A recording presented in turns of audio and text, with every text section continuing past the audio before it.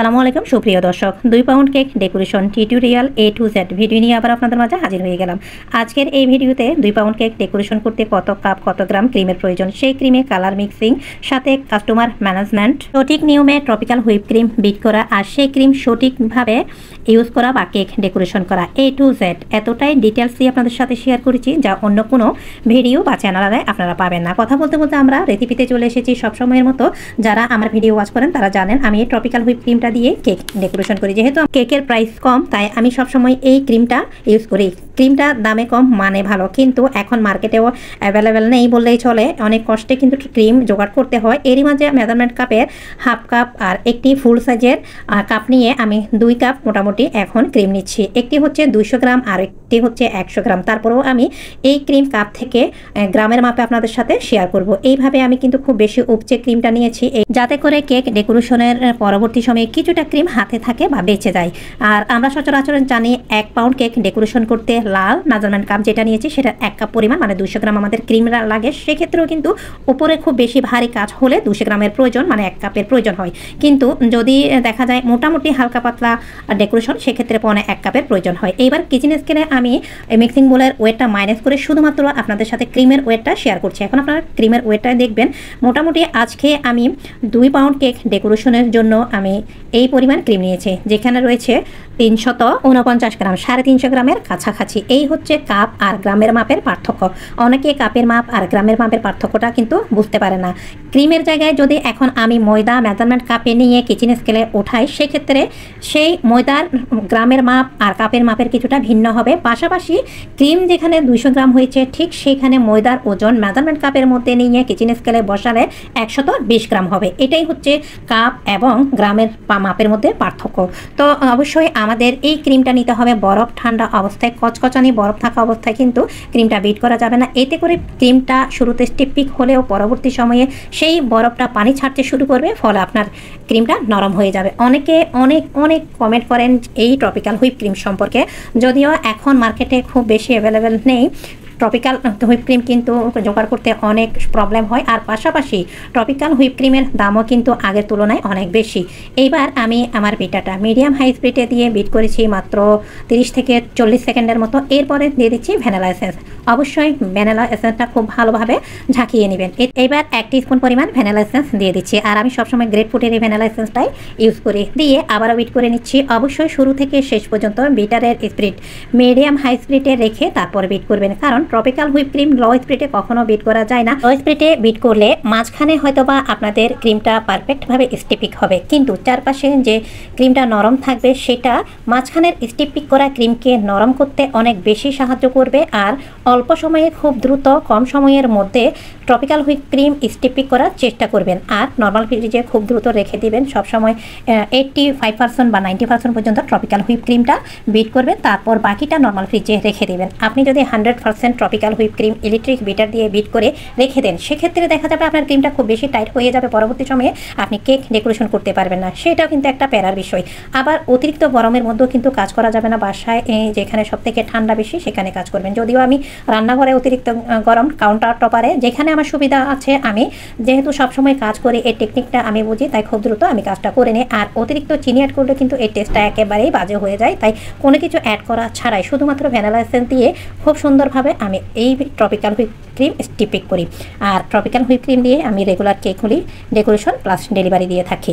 আমার একটি 2 পাউন্ডের ভ্যানিলা কেকের অর্ডার ছিল। সেই কেকটি আমি গত পরশুদিন ডেলিভারি দিয়েছি, আর তার জন্য 4 ডিমের প্রফেশনাল রেসিপিতে যে স্পঞ্জ কেক আমি তৈরি করেছি তার ভিডিও আপনাদের সাথে শেয়ার করেছি। সেই কেক ডেকোরেশনের জন্য আজকে আমার এই ক্রিমটা প্রয়োজন হচ্ছে, তাই সেই অনুযায়ী আমি ক্রিমটা নিয়েছি। যদিও প্রয়োজনের তুলনায় আমি সবসময় হাতের কাছে একটু বেশি ক্রিম রাখি।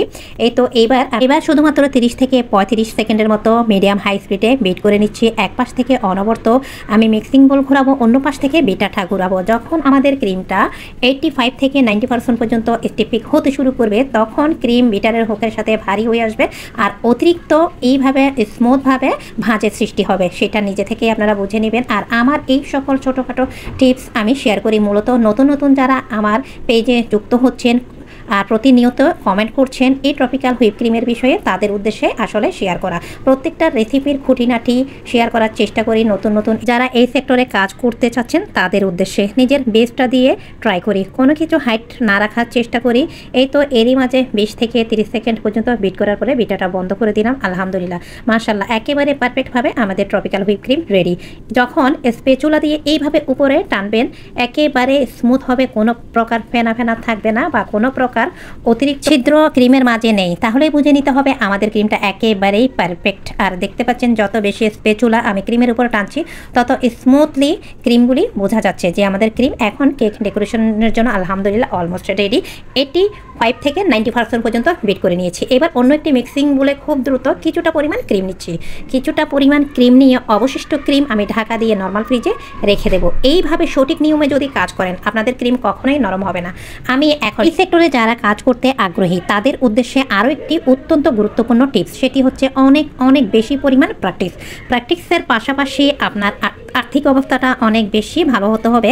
কারণ যখন এই সেক্টরে আপনি কাজ করবেন তখন কিন্তু আপনার এই সেক্টরে এই কাজের প্রতি অনেক বেশি ভালোবাসা জন্মাবে। যে ভালোবাসার জায়গা থেকে আপনি কখনোই চাইলেও কিন্তু নিজেকে পিছনে টানতে পারবেন না, শুধু সামনের দিকে টানতে হবে। আর সেক্ষেত্রে অবশ্যই আপনার স্ট্রং মনোবল থাকতে হবে, সাহস থাকতে হবে যদি আপনি প্রফেশনাল হিসাবে এই কাজটা নেন বা এই সেক্টরে কাজ করেন। অনেকেই অনেক কিছু বলবে, আপনি এক কানে ভেতর দিয়ে ঢোকাবেন, অন্য কানের দিয়ে আপনি বের করবেন, এটাই হচ্ছে এই সেক্টরের কাজের নিয়ম। এরই মাঝে আমি রেনাস ব্র্যান্ডের কিছু ফুড কালার দিলাম। ফুড কালার মেশানোরও কিন্তু কিছু টিপস আছে। ইচ্ছা মতো চেপে চেপে স্প্যাচুলা দিয়ে আপনি ক্রিমে কালার মেশাবেন সেটাও কিন্তু হবে না। খুবই আলতোভাবে ক্রিমে কালারটা মিশিয়ে সেই ক্রিমটা খুব দ্রুত পাইপিং ব্যাগে ভরে অন্যথায় মিক্সিং বুল সহ নর্মাল ফ্রিজে আবারও রেখে দিতে হবে। কারণ আজকে আমি যে ক্রিমে কালারটা মিশিয়েছি সেটা হচ্ছে লিকুইড একটি কালার, রেনাস ব্র্যান্ডের কালার। আজকে আমি রেডম্যানের অথবা ট্রান্সের কোনো অয়েল বেস কালার দিয়ে কেকের ক্রিম তৈরি করছি না। আর একটি পাইপিং ব্যাগের মুখ আগে থেকে কেটে নিয়ে গ্লাসের মধ্যে এইভাবে রেখে তারপর আমি ক্রিমটা পাইপিং ব্যাগে ভরে রেখে দিচ্ছি। এর মধ্যে আমি লিকুইড কালার অ্যাড করাতে হালকা পাতলা যতটুকু নরম হয়েছে সেটা নর্মাল ফ্রিজে এইভাবে রেখে দিলে আবারও সেট হয়ে যাবে।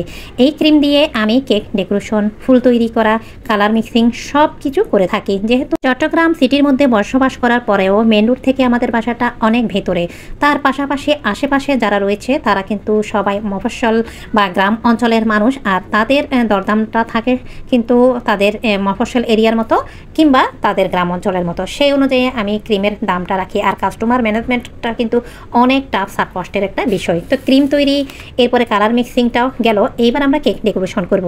এই কেকটা প্রফেশনাল রেসিপিতে তৈরি করছি 4 ডিম দিয়ে। তার A to Z ভিডিও আপনাদের সাথে আমি গত পর্বে শেয়ার করেছি। আজকে যেহেতু মিডিয়াম হাই একটি ভ্যানিলা কেক ডেকোরেশন করব, এই জন্যে আমি 7 ইঞ্চ মোল্ডে কেক বেস তৈরি করেছি আর বোর্ড নিয়েছি 10 ইঞ্চ আর কিছুটা দিয়েছি ক্রিমটা আমি কেক বেসের নিচে আগে দিয়েছি, সেটা আপনাদের সাথে শেয়ার করলাম।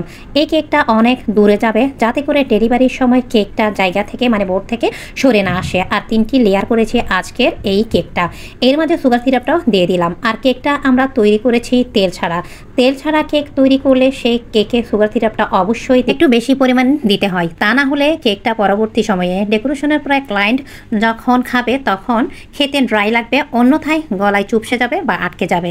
এবার যতটা সম্ভব প্রথম লেয়ারে আমি ক্রিমটা সমানভাবে দিয়ে দিচ্ছি। এবার অনেকেই প্রশ্ন করেন যে কেক ডেকোরেশনের পরে তাদের কেকটা কেন উঁচু বা নিচু হয়। আসলে প্রত্যেকটা লেয়ারে ক্রিমটা দেওয়ার সময় অবশ্যই আপনাদের সমানভাবে দিতে হবে। যদি আপনাদের কেকের স্লাইসটা কাটার সময় বা স্লাইস করার সময় উঁচু নিচু হয় তাহলে আপনাদের ক্রিমের পরিমাণটাও যেমন বেশি লাগবে, তেমন আপনাদের cake base step by step যখন আপনারা ক্রিম দিয়ে বসাবেন তখন কোথাও উঁচু অথবা নিচু হবে, এটাই হচ্ছে স্বাভাবিক। প্রত্যেকটা খুঁটিনাটি যতটা সম্ভব আপনাদের সাথে আজকের ভিডিওতে শেয়ার করার চেষ্টা করেছি। আশা করি ভিডিওটা স্কিপ না করে আপনারা দেখার চেষ্টা করবেন। এবার আসি কাস্টমার ম্যানেজমেন্টে। আসলে কাস্টমার ম্যানেজমেন্ট করা অনেক টাফ। আমরা চট্টগ্রাম সিটির মধ্যে থাকি। ওই যে আরও কয়েকটি ভিডিওতে শেয়ার করেছিলাম মেন রোড থেকে আমাদের বাসা বা বাড়িটা অনেক বেশি ভেতরে, পাশাপাশি আমাদের আশেপাশে যারা আছেন বা বসবাস বসবাস করেন বেশিরভাগ মানুষ কিন্তু চাকরিজীবী আর পাশাপাশি গ্রামের মানুষ। এক বাক্যে বলা চলে মফস্বল এরিয়ার মতো। তারা সবসময় কেকের প্রাইসটা গ্রাম অঞ্চলের বা মফস্বল এরিয়ার মতোই রাখতে চায়। কিন্তু আপনি যখন কাস্টমার বা ক্লায়েন্টকে বেকারির কেকের মধ্যে পার্থক্যটা বুঝিয়ে দেবেন, টেস্ট এবং ওজন আর এর কোয়ালিটিটা, তখন কিন্তু কাস্টমার অবশ্যই আপনার কেকটা একবার হলেও নেবে, সেটা গ্রামের হোক অথবা মফস্বল কিংবা সিটির হোক। যখন কাস্টমার একবার আপনার কেকটা নিয়ে যাবে, কিছুটা প্রাইস বেশি কম মানে হচ্ছে আপনি অনেক ক্ষেত্রে কাস্টমারকে কেনা দামে আপনার পারিশ্রমিকটা না রেখে কিন্তু কেকটা দিতে হবে। সেই কাস্টমার অবশ্যই আপনার কেকের কোয়ালিটি টেস্ট যদি বেস্ট হয় দ্বিতীয়বার ইনশাল্লাহ আপনার কাছে আসবেই। তো আমি আমার জায়গা থেকে যতটা জানি, যতটা বুঝি, আমরা হোমমেড কেক বেকাররা কেক বোর্ডের ওজনটা বাদ দিয়ে কেকের ওজনটা দিয়ে থাকি। যেমন 2 পাউন্ড কেকের ওজন আসে 900 গ্রাম, সেখানে কিন্তু শুধু বোর্ডের ওজন বাদ দিয়ে 1000 থেকে 1100 গ্রামেরও হয়ে থাকে। সেটা কিন্তু আমরা চাইলেও কেটে নিতে পারি না বা ক্লায়েন্টের কাছ থেকে এর অতিরিক্ত দামটাও নিতে পারি না। কিন্তু যখন আপনার কেকটা খুব বেশি কাস্টমাইজ হবে, অনেক ক্লায়েন্ট বা কাস্টমার আছে তারা সেটা বুঝতে চায় না। সেটা আপনি আপনার জায়গা থেকে এই সেক্টরে কাজ করলে প্রফেশন হিসাবে সেটা বুঝিয়ে ম্যানেজমেন্ট করে নিতে হবে। তো অনেকে কিন্তু খুব সহজেই বুঝে, অনেকে কিন্তু বোঝাতে অনেক কষ্ট হয়। তো এই হচ্ছে অবস্থা। সব কিছু মিলিয়ে আমি কেকটা ক্রাম কোটিং করে নর্মাল ফ্রিজে রেখে দিয়েছি 20 মিনিটের মতো সেট করার জন্য।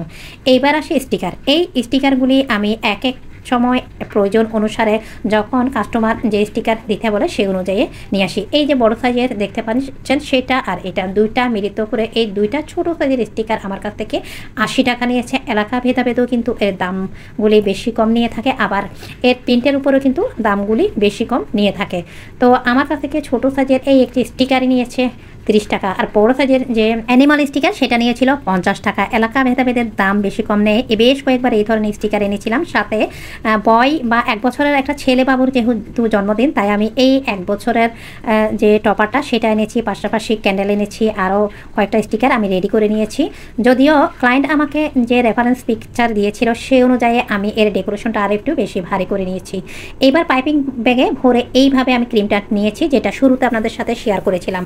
এই সেক্টরে যারা নতুন আছেন তাদের জন্য নিজের বেস্টটা দিয়ে, সকল এক্সপিরিয়েন্স দিয়ে শেয়ার করার চেষ্টা করি কিভাবে তারা খুঁটিনাটি সহ কাজগুলি শিখছেন। এইভাবে যদি আপনারা ক্রিম কেকের বর্ডারে অ্যাড করেন তাহলে সেক্ষেত্রে ক্রিম অপচয়ও কম হবে আর কেকের ফিনিশিংটা খুব দ্রুত আনা যাবে। আপনার যখন হাইট কেক হবে তখন লেয়ারের মাঝে আপনার ক্রিমের পরিমাণটা বেশি লাগবে আর বর্ডারের মাঝে ক্রিমের পরিমাণটা কম লাগবে।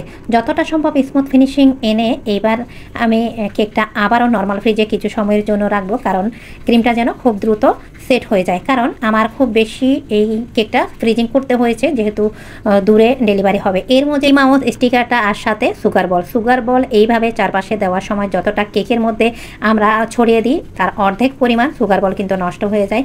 50 গ্রাম সুগার বলের দাম অনেক সময় 250 টাকা, 300 টাকা, এমনকি 120 টাকা প্রকারভেদে এইভাবে সুগার বলের দাম থাকে। আর কিছু দিয়ে দিলাম এইভাবে বাটারফ্লাই, আর 1 যে টপারটা সেটা দিয়ে দিলাম, যেহেতু বয় বেবির বার্থডে আর 1 বছর পূর্তি সেই উপলক্ষে দিয়ে দিলাম। আর পাশাপাশি দিয়ে দিচ্ছি একটি ক্যান্ডেল। এরপরে এইবার ওই যে মিনি কেক তৈরি করেছিলাম কাপ কেক, এই কাপ কেক 4টা ছিল, সেখান থেকে একটা আমার ছেলে খেয়ে নিয়েছে, একটা না সরি 2টা। তো এখন কেকগুলো আমি একটু ডেকোরেশন করে দিয়ে দিচ্ছি। ডেকোরেশন করে আরও কিছুটা সুগার বল কেকের মাঝে এইভাবে দিয়ে এইবার কেক বোর্ডের এক পাশে কিছুটা আমি ক্রিম দেব। ক্রিম দিয়ে তারপর একটি কাপ কেক বাম পাশে মানে মিকি মাউসের বাম পাশে কিছুটা ক্রিম দিয়ে বসিয়ে দেব। এতে করে কেকের সৌন্দর্য আরও কয়েক গুণ বৃদ্ধি পেয়েছে। এবার আমি কেকটার দামটা সম্পর্কে আপনাদেরকে একটু বলি। যেহেতু কেকটা এখান থেকে অনেক দূরে যাবে তাই কেকটার দাম টোটাল 1500 টাকা এসেছে। 80 টাকা এসেছে এর ডেলিভারি চার্জ। তো ক্লায়েন্ট 100 টাকা দিয়েছিল আর 1400 টাকা আমাকে বিকাশ করে দেওয়া হয়েছিল। এই কেকটির কাস্টমাইজ চার্জ সহ 1400 টাকা এসেছে। তো সব কিছু মিলিয়ে যতটা সম্ভব কেক ডেকোরেশন, ক্রিমে কালার মিক্সিং, কিভাবে ট্রপিক্যাল হুইপ ক্রিম পারফেক্টভাবে সঠিকভাবে তৈরি করবেন, ব্যবহার করবেন, কাস্টমার ম্যানেজমেন্ট করবেন, যতটা সম্ভব আপনাদের সাথে শেয়ার করার চেষ্টা করেছি। এরপরেও যদি বলাতে কোনো ভুল ত্রুটি আসে অবশ্যই ক্ষমা সুন্দর দৃষ্টিতে দেখবেন।